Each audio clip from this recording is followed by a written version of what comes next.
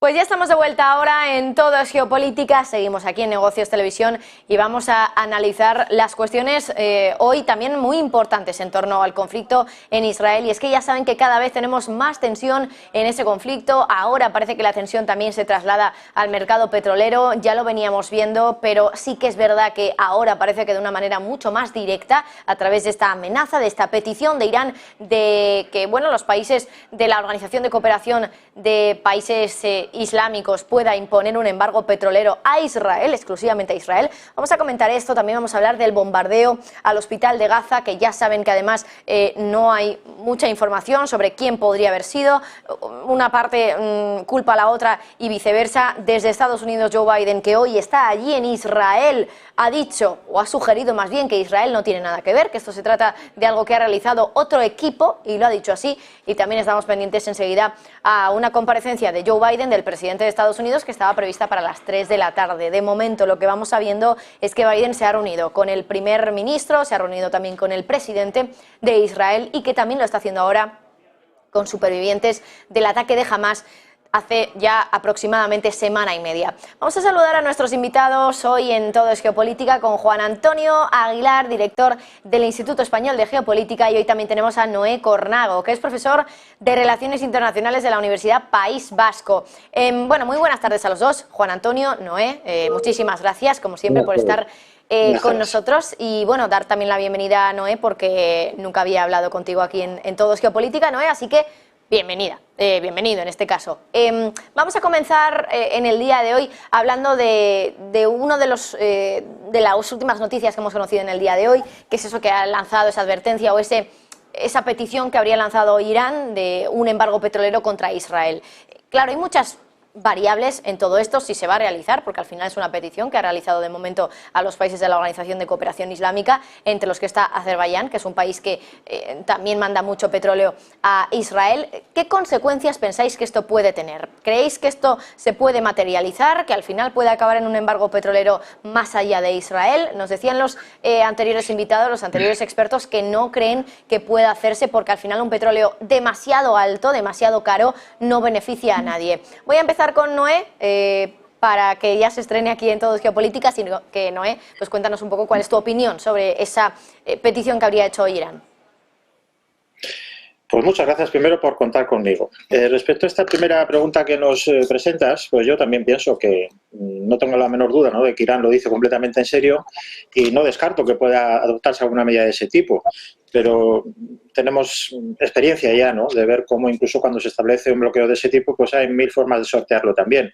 Lo cual no significa que no pueda poner en aprietos a Israel y a otros estados, ¿no?, que quizás está claro que es uno de los ámbitos en los que podemos decir Irán, ¿no?, y el mundo árabe pues puede ejercer una presión importante en general, ¿no?, frente a una posición que se pudiera pensar como más próxima, ¿no?, a la de Israel. Así que algún efecto seguro que puede tener, pero no creo que sea, un efecto sostenido y determinante en el sentido que decíamos, ¿no?, que por otra parte sería indeseable en general para todo el mercado del petróleo.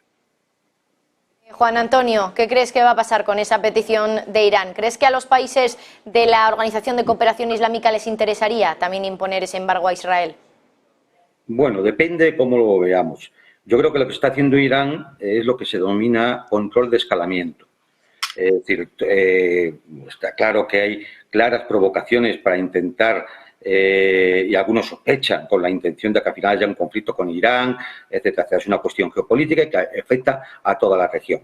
Entonces, pues la otra parte intenta no entrar al trapo, no caer en las provocaciones, y entonces tiene toda una serie de medidas que es lo que se denomina control de escalamiento.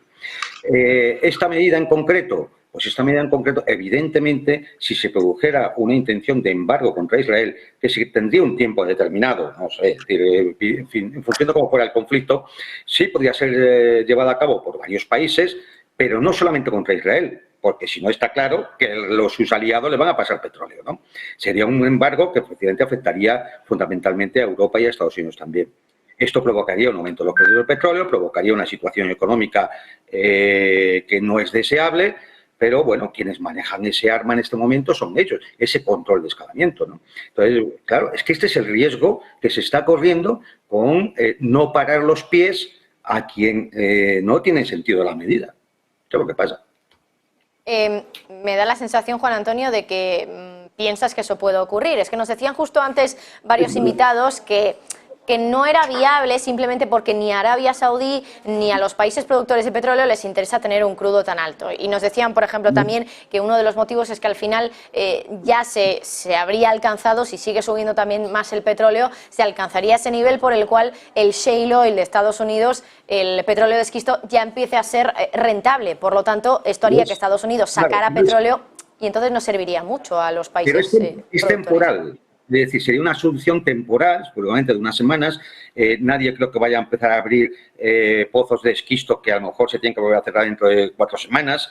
Es decir, lo que estamos hablando es de las distintas armas con las cuales se puede controlar el conflicto y crear problemas a la otra parte. Yo no estoy hablando de un embargo que vaya a ser indefinido, ni muchísimo menos. Pero pensemos una cosa, si hay un conflicto armado entre Israel y sus aliados contra Irán, es muy posible que el estrecho de Hormuz se cierre. Es muy posible que los yemeníes cierren el estrecho de Al-Mandeb. Es muy posible que incluso Egipto acabe poniendo problemas con el de Suez. Con lo cual el petróleo va a subir. Claro, es decir, no, yo creo que está habiendo más prudencia de la que uno podía pensar.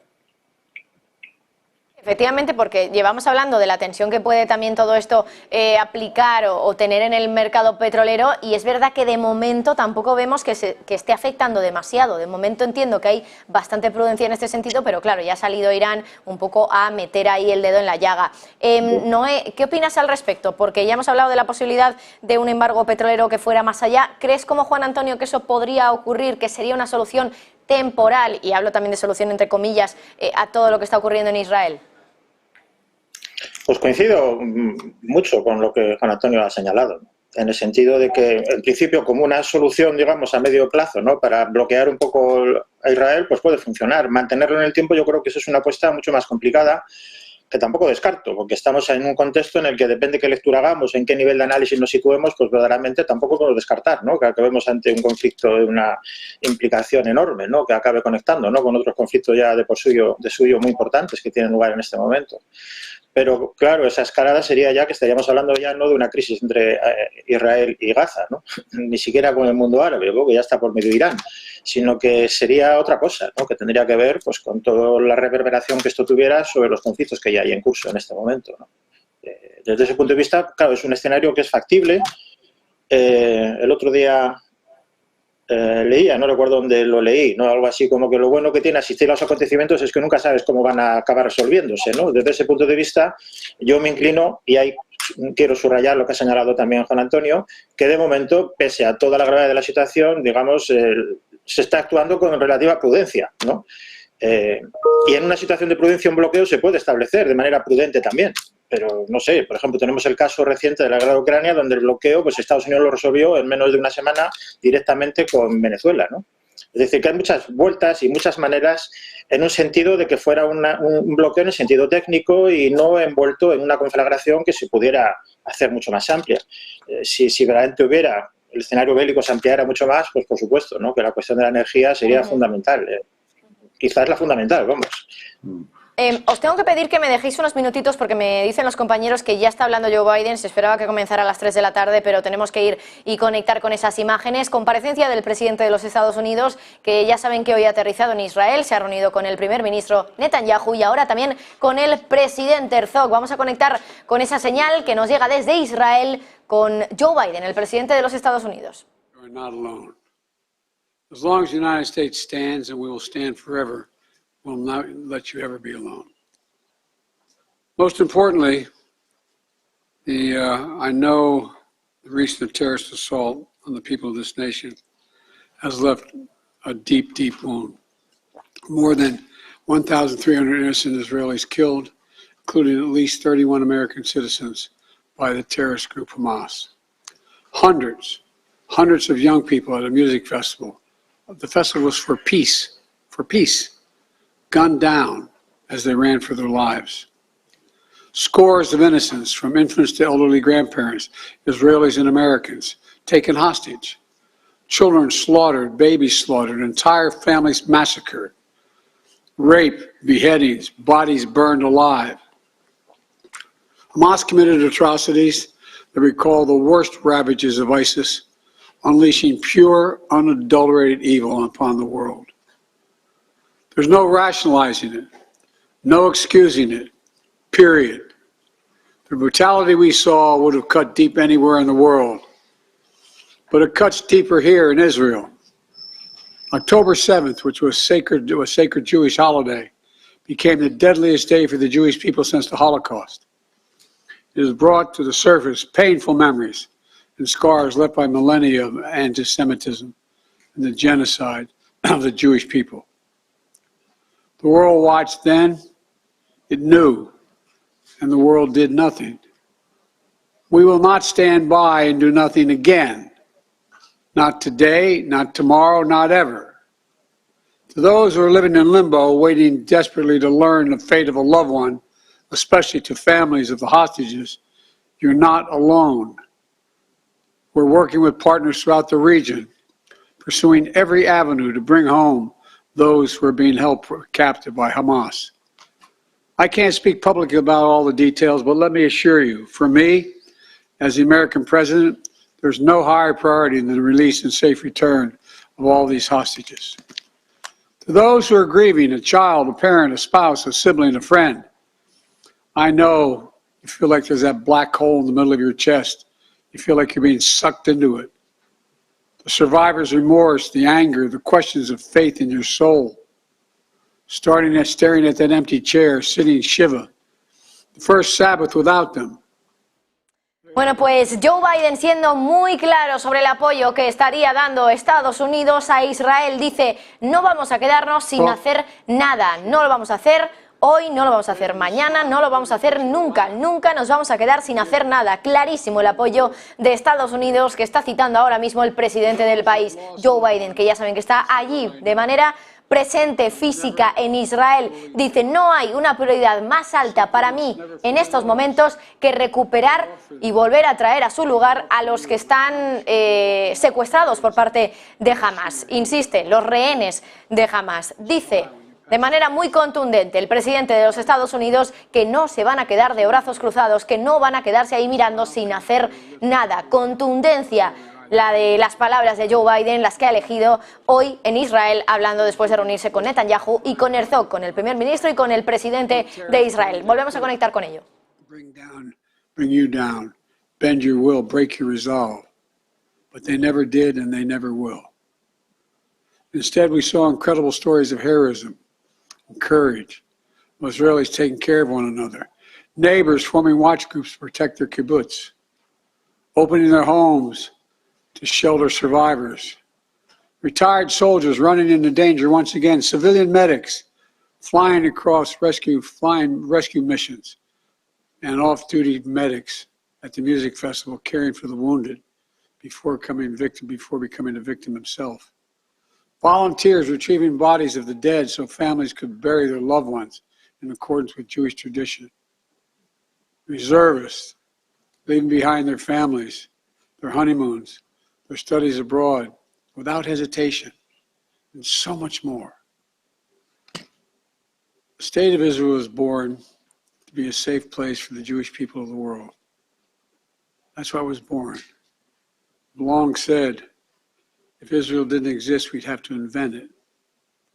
While it may not feel that way today, Israel must again be a safe place for the Jewish people.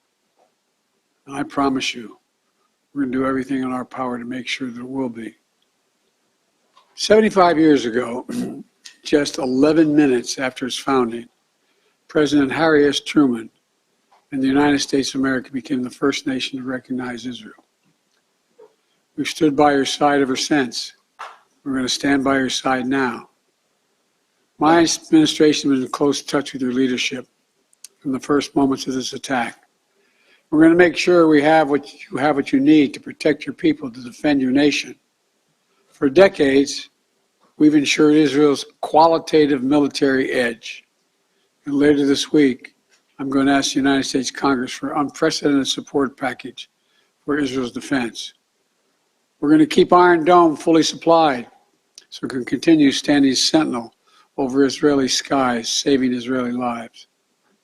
We've moved U.S. military assets to the region, including positioning the USS Ford Carrier Strike Group in the Eastern Mediterranean with USS Eisenhower on the way to defer further aggression against Israel and to prevent this conflict from spreading. The world will know that Israel is stronger than ever. And my message to any state or any other hostile actor thinking about attacking Israel remains the same as it was a week ago. Don't. Since this terrorist attack took place, we've seen it described as Israel's 9/11. But for a nation the size of Israel, it was like 15 9/11s. The scale may be different, but I'm sure those horrors have tapped into some kind of primal feeling in Israel, just like it did and felt in the United States. Shock, pain, rage, an all-consuming rage. I understand, and many Americans understand. You can't look at what has happened here to your mothers, your fathers, your grandparents, sons, daughters, children, even babies, and not scream out for justice. Justice must be done. But I caution this: while you feel that rage, don't be consumed by it. Pues Joe Biden siendo muy claro y también haciendo comparaciones con otros ataques que ha sufrido, por ejemplo, Estados Unidos. Habla del 11S y dice que el ataque de Hamas sobre Israel es como 15 11S. También dice que es comparar cosas distintas, pero simplemente para que todos los que le están escuchando también se hagan una idea de la magnitud, de la gravedad también de lo que ha ocurrido.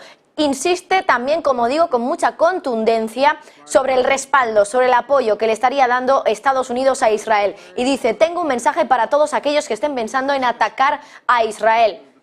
No lo hagan. No lo hagan. Así de contundente se ha mostrado el presidente de Estados Unidos, contundente en su apoyo a Israel, sobre el que, por cierto, también ha mencionado el hecho de que se hayan mandado varios portaaviones allí, al territorio cercano a Israel, al mar Mediterráneo. Seguimos escuchando a Joe Biden. Communications tunnels in residential areas. Palestinian people are suffering greatly as well. We mourn the loss of innocent Palestinian lives like the entire world. I was outraged and saddened by the enormous loss of life yesterday in the hospital in Gaza.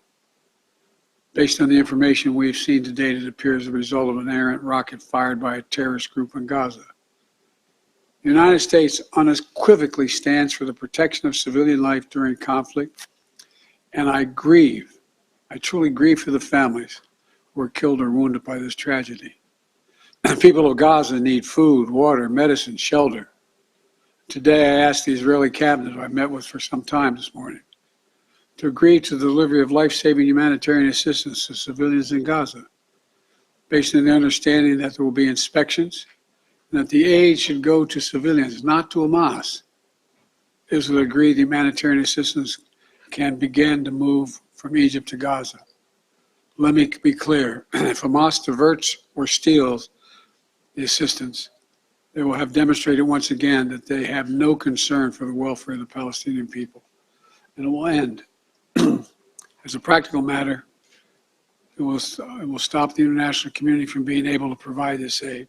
We're working in close cooperation with the government of Egypt, the United Nations and its agencies like the World Food Program and other partners in the region to get trucks moving across the border. Y también ha hablado de lo ocurrido, ese terrible suceso en Gaza la noche de ayer, ese bombardeo en ese hospital que ha acabado con más de 500 fallecidos. Dice, también anuncia Joe Biden, que según la información que tiene los Estados Unidos, se trató de un cohete que habría impactado en ese hospital de Gaza y que habría sido lanzado por parte de un grupo terrorista dentro de Gaza. Así de claro ha sido Joe Biden, que antes, en el día de hoy, había dicho que había sido otro equipo el que había realizado este ataque sobre el hospital de Gaza, pero de esta manera también Joe Biden, de forma muy contundente, directamente descarta la implicación de Israel en lo ocurrido en este bombardeo del hospital de Gaza y habla directamente de un grupo terrorista. Es cierto que no se refiere a ningún grupo terrorista en concreto, no habla de ningún nombre, pero descarta de esta manera que Israel esté involucrado en lo ocurrido en ese bombardeo del hospital de Gaza. Seguimos escuchando a Biden. Israeli, Palestinian, Arab, Jew, Muslim, Christian, everyone. You can't give up what makes you who you are. If you give that up, then the terrorists win. and we can never let them win. You know, Israel's a miracle, a triumph of faith and resolve and resilience over impossible pain and loss. Think about October 7th, the Jewish holiday, where you read about the death of Moses, a tragic story of a profound loss to an entire nation, a death that could have left hopelessness in the hearts of the entire nation. But though Moses died, his memory, his message, his lessons have lived on for generations of the Jewish people as well as many others. Just as the memory of your loved ones will live on as well. After reading the story of Moses' death, those who observe the holiday began reading the Torah from the very beginning. The story of creation reminds us of two things. First, that when we get knocked down, we get back up again and we begin anew. And second, when we're faced with tragedy and loss, we must go back to the beginning and remember who we are. We are all human beings, created in the image of God with dignity, humanity, and purpose. In the darkness, to be the light unto the world is what we're about. You inspire hope and light for so many around the world. That's what the terrorists seek to destroy. That's what they seek to destroy. Because they live in darkness, but not you, not Israel. Nations of conscience like the United States and Israel are not measured solely by the example or power, and we're measured by the power of our example. That's why, as hard as it is, we must keep pursuing peace. We must keep pursuing a path so that Israel and the Palestinian people can both live safely, in security, in dignity, and in peace. For me, that means a two-state solution. We must keep working for Israel's greater integration with its neighbors. These attacks have only strengthened my commitment and determination and my will to get that done. I'm here to tell you, the terrorists will not win. Freedom will win. So let me end where I began. Israel, you're not alone. The United States stands with you. I've told the story before, and I'll tell it again, of my first meeting with an Israeli prime minister 50 years ago as a young senator. I was sitting across from Golda Meir at her desk in her office. And she had a guy who later became prime minister, sitting next to me, just before the 1973 Yom Kippur War. And she flipped the maps up and down, telling me how bad things were and how terrible they were. All of a sudden, she looked at me and she said, "Would you like a photograph?" I looked at her. She got up from her desk and walked out into that hallway. I think it's marble flooring. Walked out in the hallway. We walked out and there were a bunch of photographers standing in front of us. We were standing shoulder to shoulder. Without her looking at me, she said to me, knowing I'd hear her, "Why do you look so worried, Senator Biden?" And I said, "Worried? Like, of course I'm worried." And she looked at me and she didn't look. She said, "We don't worry, Senator. We Israelis have a secret weapon. We have no..." Joe Biden hablando también de una solución de dos estados, lo que implicaría también reconocer al Estado de Palestina. Y atención también, porque sobre los terroristas, sobre el terrorismo, dice, el terrorismo no va a ganar en esta guerra, va a ganar la libertad, dice, y también insiste, déjenme repetir, Israel no está solo, Estados Unidos, y lo dice dirigiéndose a los israelíes, está con ustedes, a su lado. Por lo tanto, Estados Unidos, Joe Biden, de nuevo insistiendo en el apoyo que está realizando Estados Unidos a Israel. A punto de terminar ya esta comparecencia, vamos a escuchar el final. May God protect all those who work for peace. God save those who are still in harm's way. Thank you very much. Mr. President, what is your red line that would prompt U.S. military involvement in this war? Bueno, pues acaba de terminar, como les decía, la comparecencia de Joe Biden, que se va sin responder a ninguna pregunta, pero eso sí, dejando claro, por un lado, que descarta que Israel haya tenido ningún papel en el bombardeo del hospital de Gaza, y también hablando de que Estados Unidos va a estar al lado de Israel en todo momento, que el terrorismo no va a ganar esta guerra, y diciendo básicamente que, bueno, pues van a hacer todo lo posible para conseguir que Israel pueda también salir adelante y que vuelva a ser un lugar seguro para los judíos. Vamos a recuperar también la conexión con nuestros invitados. Vuelvo a saludar a Juan Antonio, a Noé. No sé si habéis podido estar escuchando a la vez la comparecencia de Joe Biden. Confirmadme, porfa. Sí, una tortuga. Perfecto. Vale, pues vamos a ir comentando un poco qué es lo que más os ha llamado la atención. Entiendo que también esa confirmación de Biden de que Israel no ha tenido nada que ver en ese bombardeo del hospital de Gaza. Dice que ha sido un grupo terrorista, incluso habla de un grupo terrorista dentro del territorio de Gaza. Pero ha habido más cosas, mucha contundencia, sobre todo en el apoyo que habría o que seguiría dando Estados Unidos a Israel. Empiezo contigo, Juan Antonio, porque has hablado. ¿Qué te han parecido las palabras de Biden? Bueno, vamos a ver, mira, de verdad, a mí me ha parecido una intervención auténticamente ridícula y patética. No ha propuesto ninguna solución. Es más, dice, ha sido un grupo terrorista, pero no decimos cuál. No dices cuál porque no puedes decirlo. Porque no puedes quedar como mentiroso si mañana aparece quién realmente ha sido. Por eso no lo dices. Y entonces se ha dedicado a hablar de los topicazos de toda la vida, el Holocausto, la Torá, el 11S, es decir, es lo de siempre. Lo que pasa es que tú eres muy joven y crees que esto es contundencia. Esto es lo mismo que le hemos escuchado hablar a Reagan, y lo mismo que le escuchamos hablar a Clinton, y lo que le escuchamos a Bush. Es lo de siempre. Es decir, es lo mismo de siempre. Estados Unidos estará detrás de Israel, como desde siempre. Mira, la ayuda en militar que ha recibido el Estado de Israel desde su independencia equivale hoy a 260.000 millones de dólares. Es que es una inversión. Es que esto es una inversión. Es decir, es el portaaviones, la cabeza de puente de los Estados Unidos en todo el Oriente Próximo. Por cierto, próximo, Oriente Medio para los americanos. Todo el Oriente Próximo. Y, claro, es decir, es lo que ha ayudado a desestabilizar cuando interesaba, a estabilizar cuando convenía y, bueno, pues dentro de la Guerra Fría tuvo su papel, un papel muy importante. Pero es más, es que Biden hasta miente, porque no fueron los Estados Unidos el primer país en reconocer al Estado de Israel, sino la Unión Soviética. Es que todo es lo de siempre, ninguna solución. Ha hablado de los dos estados. Venga, ya, mañana. Acepte usted ahora mismo la resolución de Naciones Unidas, la 212, y vamos a los dos estados. Obliga a Israel a hacerlo. Claro, es así de sencillo. Se dedica a amenazar a los demás. No, es decir, no lo hagan. ¿Y qué va a hacer? ¿Qué va a hacer? Si mañana se forma un incendio en todo el Oriente Próximo, ¿qué va a hacer? ¿Va a bombardear a Irán o a Arabia Saudita? ¿Qué va a hacer? ¿Qué van a hacer con los 2.300.000 ciudadanos palestinos que están en Gaza? ¿Ha pensado en algo? ¿Hay plan para el día siguiente?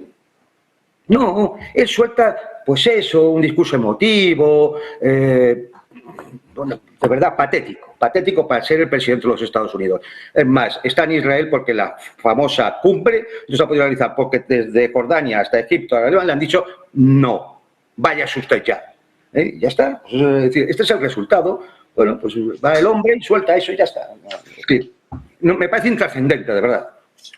Y ahora enseguida hablaremos también de ese portazo a Joe Biden por parte de Jordania en esa cumbre. Quiero preguntarle también a Noé por su opinión. ¿Estás de acuerdo, por ejemplo, con Juan Antonio, que habla de una comparecencia, y cito a Juan Antonio, ridícula, patética? ¿Estás de acuerdo?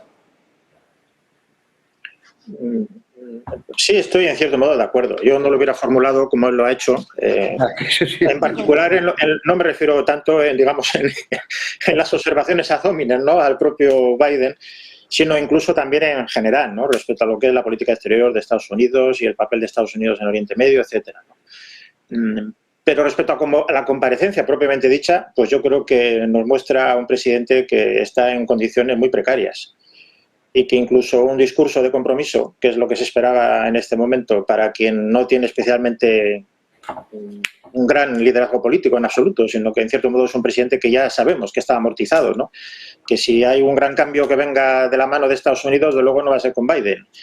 Entonces, desde ese punto de vista, pues sí, es un discurso decepcionante, ahí sí coincido plenamente con Juan Antonio. Y es un discurso de compromiso, pero que resulta particularmente poco convincente, pues por la propia personalidad que él compone en este momento. estaba Anthony Blinken, ¿no? También por ahí. La verdad es que cuando Biden tenía unos años menos, pues era bastante más enérgico. Y en una situación como esta, seguramente en algunos contextos, pues hubiera sido los que hubieran tomado decisiones, pues digamos, muy resolutivas. Y aquí no ha anunciado ninguna de ese tipo, ni las ha insinuado. Es decir, es un discurso, yo creo, de salida, de reconocedor de que su liderazgo está muy en compromiso, comprometido y que no hay forma de reafirmarlo. Y prueba de ello es, pues como ha señalado Juan Antonio también y tú misma, pues que no le han salido las cumbres, ¿no?, que estaba preparando. Más allá de eso, pues yo creo que más allá de eso, pues tiene otras lecturas también. Yo creo que en realidad estamos ante una situación extremadamente compleja. Estados Unidos ya está envuelto, ¿no?, en muchos líos. La fórmula esta de que, bueno, a ver si juntamos dinero, ¿no?, para ayudar a Israel, ¿no?, que es la de Ucrania, pues no queda claro que vaya a funcionar, porque ya parece que está dejando de funcionar en Ucrania. Quizás por eso es un discurso que, si tenemos que rescatar algo, yo rescataría, pues que es como una llamada a la paciencia, ¿no?, como, en fin, ¿no?, como decir, bueno, no vamos a precipitar, ¿no?, porque precipitarse, pues seguramente no es un buen criterio. Pero sí, es un discurso que, no sé, yo no le veo a Eisenhower en una situación así haciendo un discurso como este, eso seguro. Por acabar este comentario. Bueno, mientras tanto, por cierto, tengo que también hacer otro paréntesis porque se está celebrando en el Consejo de Seguridad de la ONU y se iba a votar, o se va a votar a lo largo de esta tarde también, una resolución al conflicto de Israel que habría planteado también Brasil. Por cierto, Biden ha hablado de una solución de 2 estados, que también ahora enseguida lo comentaremos con nuestros invitados, pero tengo que ir al directo también de la comparecencia, por cierto, del representante de Rusia en la ONU, en las Naciones Unidas. Vamos a ello. Nos disuadieron a la hora de votar nuestra resolución despolicitada. Habíamos pedido esperar 24 horas para poder alcanzar un consenso en el proyecto de resolución. No estuvimos de acuerdo y teníamos razón, porque en última instancia, tras casi 2 días, se vota un proyecto de resolución que ha cambiado un poco, pero que no ha sido objeto de debate en el Consejo. Lamentamos que el Consejo perdiera 36 horas muy valiosas, un periodo en el que ha aumentado el número de víctimas. El ataque al hospital de Gaza mató a cientos de personas. Debido a la inacción del Consejo de Seguridad, tenemos ante nosotros una situación espantosa. Ya habíamos advertido ayer de que no podemos perder más tiempo. Distinguidos colegas, voy a ser franco. Ha acabado el tiempo de las metáforas diplomáticas. Todos aquellos que no dieron su apoyo a nuestra resolución humanitaria pidiendo un alto el fuego tienen que entender que deben asumir parte de la responsabilidad de lo que ha sucedido. El proyecto de resolución de Brasil, lamentablemente, no va a ayudar a evitar este tipo de tragedias, porque no hay un llamado claro al alto el fuego. Es algo muy importante para poder distender la situación sobre el terreno. Es una redacción muy importante. Ahora se habla de pausas humanitarias en el proyecto de resolución y el acceso irrestricto a los trabajadores de las Naciones Unidas. Pero no es lo mismo. Las pausas humanitarias no van a ayudar a acabar con el derramamiento de sangre. Únicamente el alto el fuego permitirá conseguirlo. Además, el proyecto incluye elementos políticos todavía que dejan de lado ciertas cuestiones, como por ejemplo el hecho de que es totalmente inaceptable los ataques a civiles en la Franja de Gaza y también a la infraestructura civil. La importancia de esto es evidente para todos ahora mismo. Por eso proponemos 2 enmiendas para poder abordar estas cuestiones. La primera enmienda es un llamado sin ambajes para que se detengan los ataques indiscriminados contra los civiles, así como contra los bienes de carácter civil en la Franja de Gaza. Y se condena el atroz ataque contra el hospital Al-Ali y se condena también enérgicamente el bloqueo impuesto en la Franja de Gaza. La segunda propuesta de enmienda añade un nuevo punto al primer párrafo operativo en el que se pide un alto el fuego humanitario inmediato, duradero y plenamente respetado. Si no se incluyen estas dos enmiendas en el texto del proyecto, no podremos realmente abordar la situación humanitaria desoladora en Gaza. Simplemente va a empeorar la brecha entre los miembros del Consejo y va a polarizar las posturas de los miembros de la comunidad internacional. Instamos a los miembros del Consejo, por lo tanto, que voten a favor de estas dos propuestas de enmienda que presenta Rusia. Gracias. Doy las gracias al representante de la Federación Rusa por su declaración. ¿Hay algún otro miembro que quiera intervenir? Parece que no.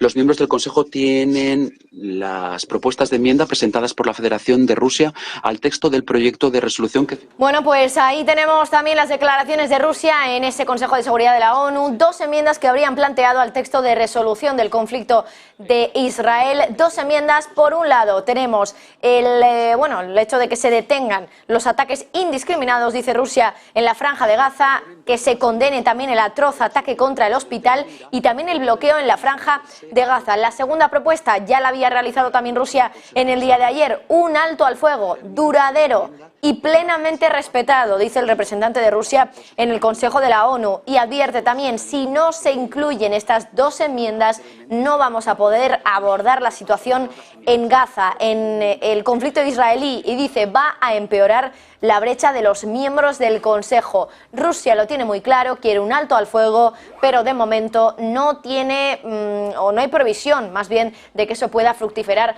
en el Consejo de Seguridad de la ONU. Ya saben que aquí muchos de los países están del lado de Israel, entre ellos, por ejemplo, Estados Unidos o todos los países también europeos.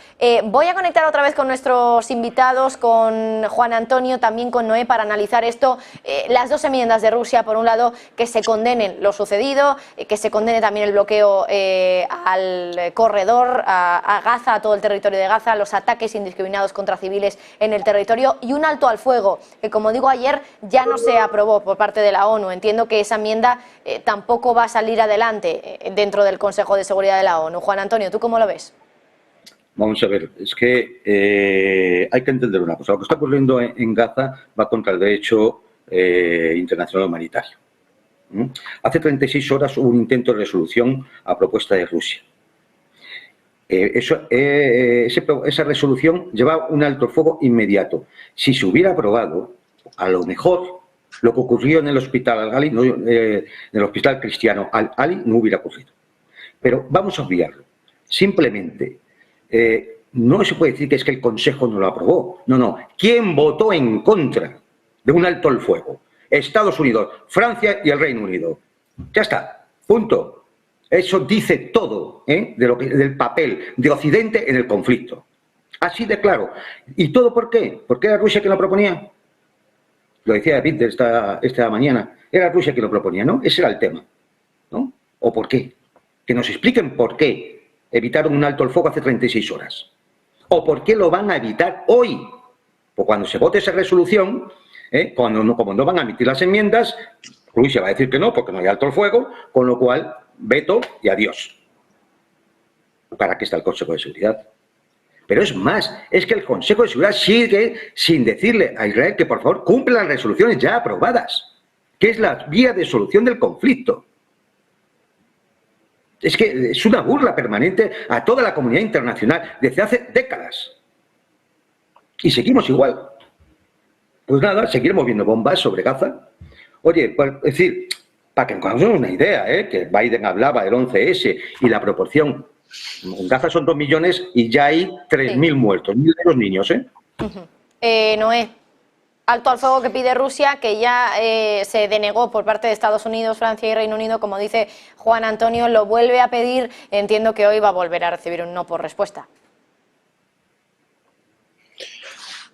Pues no lo sé, ya lo veremos, ¿no? El hecho cierto es que el 90 y muchos % de las resoluciones del Consejo de Seguridad se aprueban por unanimidad o por consenso. Es menos de un 2-3% las que tienen 2, 3 o 4 votos en contra, más bien ninguna con 4. Hay abstenciones a veces. Entonces, o sale con un gran respaldo o por unanimidad o por consenso, o naturalmente no sale. Si no sale, pues ya podemos ver por dónde no sale, ¿no? Porque, como ha dicho Juan Antonio, pues queda claro quiénes fueron ayer los que vetaron esa resolución. Sin embargo, yo, aunque estoy de acuerdo con Juan Antonio, aunque la propuesta rusa, pues creo que era más oportuna, y nunca mejor dicho, ¿no? En el sentido de la oportunidad de tiempo, ¿no? Como él lo ha señalado, ¿no? Si quizás se hubiera aprobado ayer, pues igual hubiera restringido un poco, ¿no? El margen de maniobra para quien cometiera ese horror, porque yo, en el mundo en el que estamos, tampoco es que tenga una posición ya absolutamente definida acerca de qué ha pasado con ese famoso hospital, porque da igual lo que me puedan enseñar por televisión, da igual los documentos que me presenten, yo tendría que esperar una especie de investigación, ¿no? Absolutamente con forenses, con especialistas, que se estableciera con claridad, ¿no?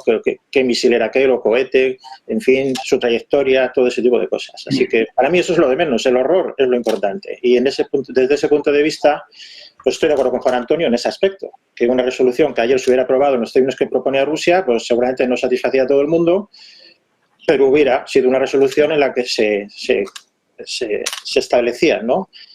Otra cosa es qué recorrido hubiera tenido, pero creo que era como posicionamiento del Consejo adecuado.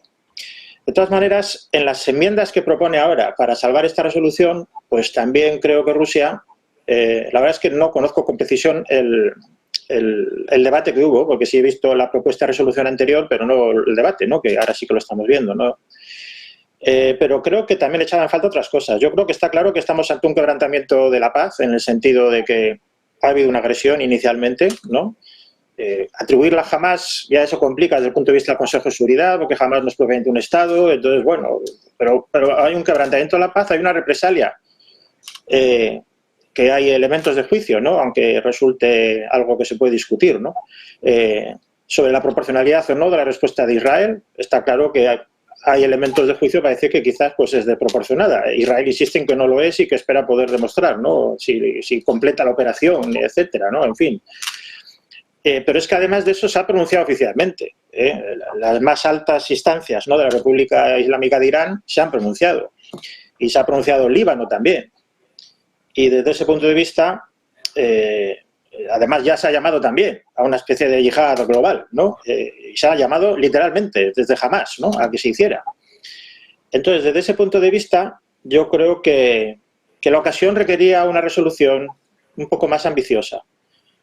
Porque además de lo perentorio, que me parece, y estoy de acuerdo con Juan Antonio, que debe ser lo prioritario, y desde ese punto de vista estoy plenamente de acuerdo con él, en que la propuesta que hacía Rusia iba encaminada en una dirección más fructífera que la que se está proponiendo ahora por Brasil, que seguramente Brasil tendrá sus razones para hacerlo de esta manera.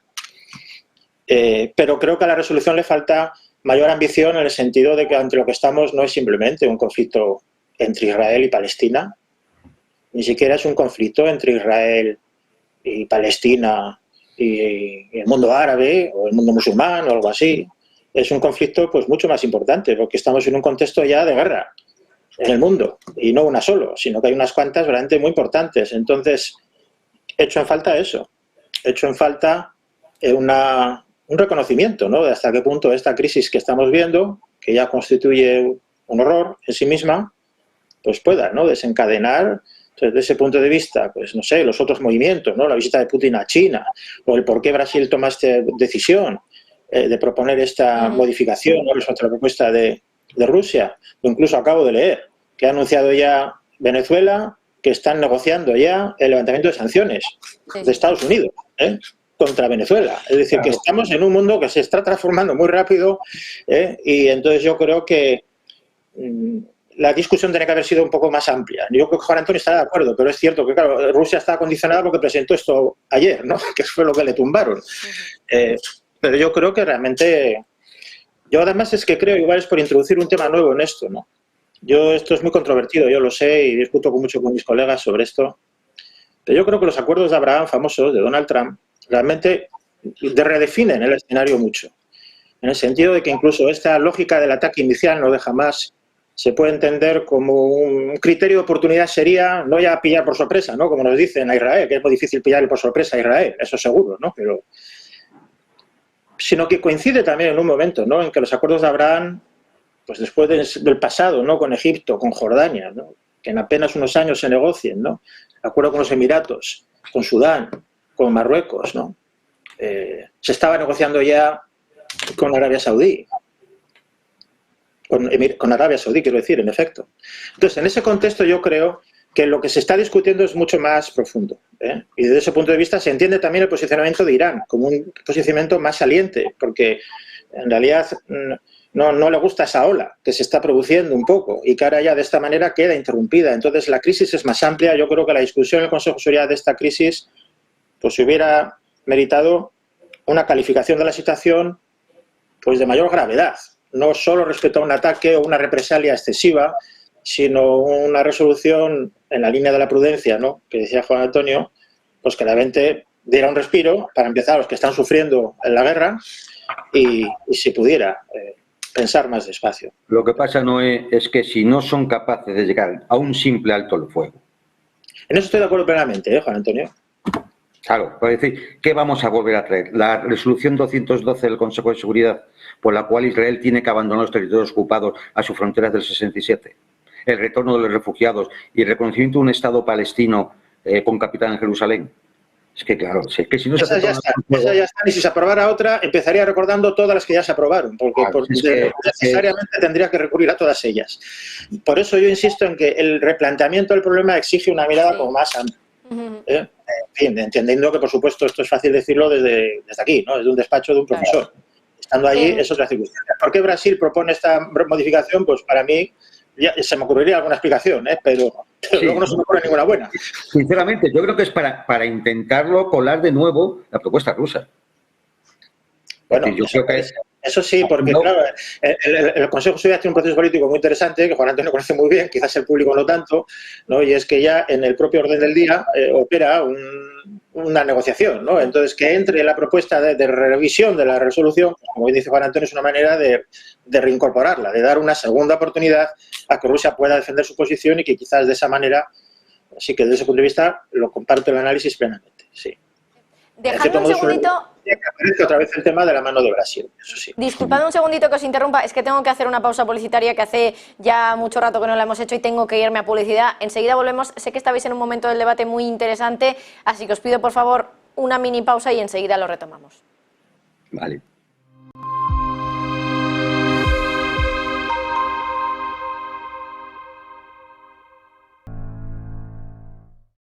¿Se puede poner a prueba vuestra tecnología de trading? Sí. ¿Y vuestra ejecución funciona al milisegundo? Sí. ¿Y vuestros spreads están entre los más bajos del mercado, no? Si quiere, puede probar nuestra primera demo.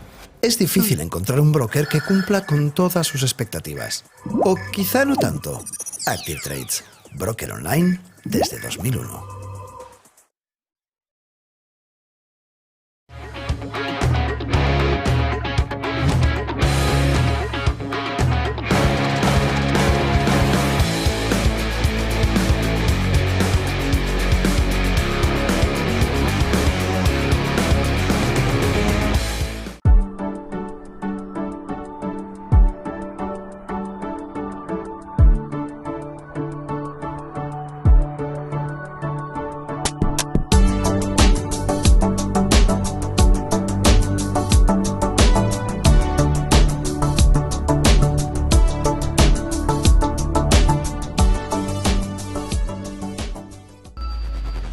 Localizarnos ahora es más fácil. La economía a tu alcance. Empresas, inversiones, tecnología. Ya en la app de Movistar. Vive la economía. Negocios Televisión.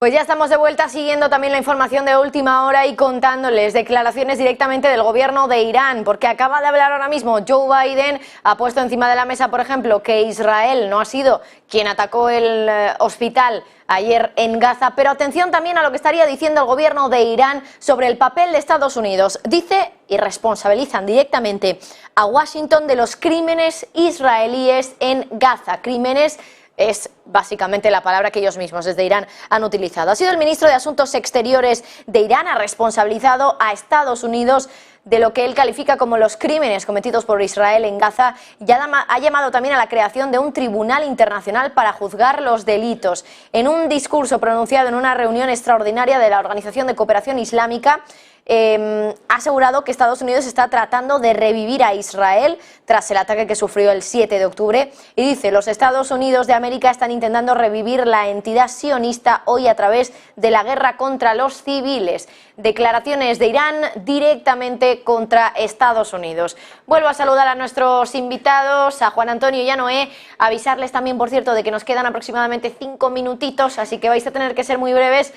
Quería preguntaros también, bueno, por este hecho, porque Irán ahora también directamente responsabilice a Estados Unidos de lo que habría estado haciendo, de lo que califican como crímenes israelíes en Gaza, y no me quiero dejar también el tema de Jordania, de esa cumbre que se esperaba que se realizara estos días con Joe Biden allí presente, pero que finalmente pues Jordania ha decidido no convocar. Lo decía también Juan Antonio antes, hablaba incluso de un portazo a Joe Biden, de que los de Jordania directamente no querían reunirse con el presidente de los Estados Unidos. Yo creo que va un poco todo hilado y todo unido, ¿no? Los dos temas, Irán y luego por otra parte lo de Jordania. Así que Juan Antonio, empiezo contigo. Ni Jordania ni ninguno. Es que tras lo ocurrido, hay que entender la situación de muchos de los gobiernos árabes, donde las masas populares estaban anoche indignadísimas, asaltando embajadas, atacando bases norteamericanas en Turquía, quemando consulados. Es decir, vamos a ver, es que en esta situación es un mensaje. Es decir, no podemos seguir así. No es que Jordania dijera no vengas, no, es que no iba a ir ninguno a ver a Biden. Por eso Biden se ha ido a Israel y se vuelve para casa. Es un fracaso absoluto. Un fracaso absoluto.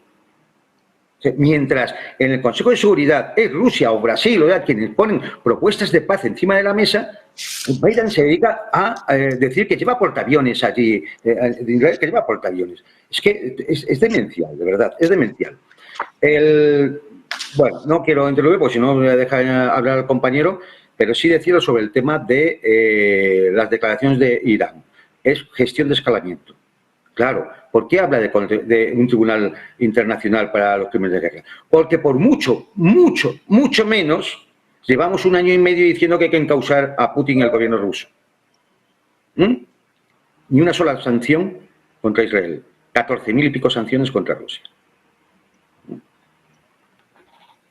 Noé. Bueno, tenemos muy poquito tiempo, como bien nos has dicho.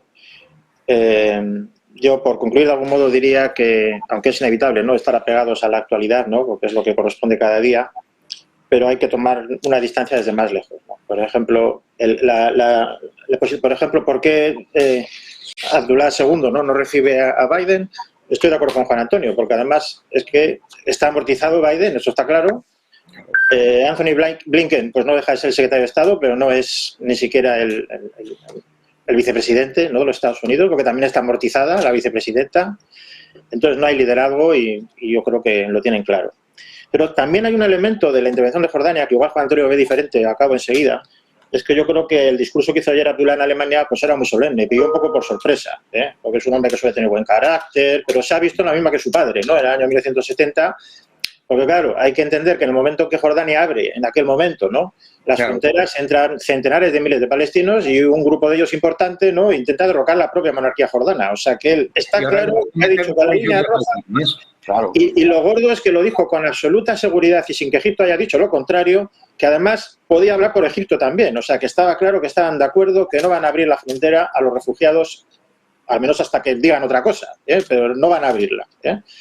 Claro, eso es muy importante también, porque a la vez que es una manera de mostrarse inflexibles como presión para que Israel verdaderamente se piense muy despacio, ¿no?, qué operación va a hacer en Gaza, pero a la vez es un mensaje muy importante también para el pueblo palestino y muy delicado también, porque igual resulta que Jordania en este momento, en Egipto creo que sería diferente, pero que igual en Jordania en este momento dice, bueno, pues oye, a ver si Irán, ¿no?, que tanto les aprecia, se hace con... En Irak, por ejemplo, la influencia de Irán ha crecido enormemente. En este momento, un poquito menos quizás en este momento, pero en los últimos 10 años prevalece el chiismo y la influencia de Irán sobre la propia de Estados Unidos en los últimos 4, 5, 6, 7, 8 años. Pero sobre la población de Gaza ya lo ha dicho Egipto, que hay un sitio perfecto para llevarlos, Europa.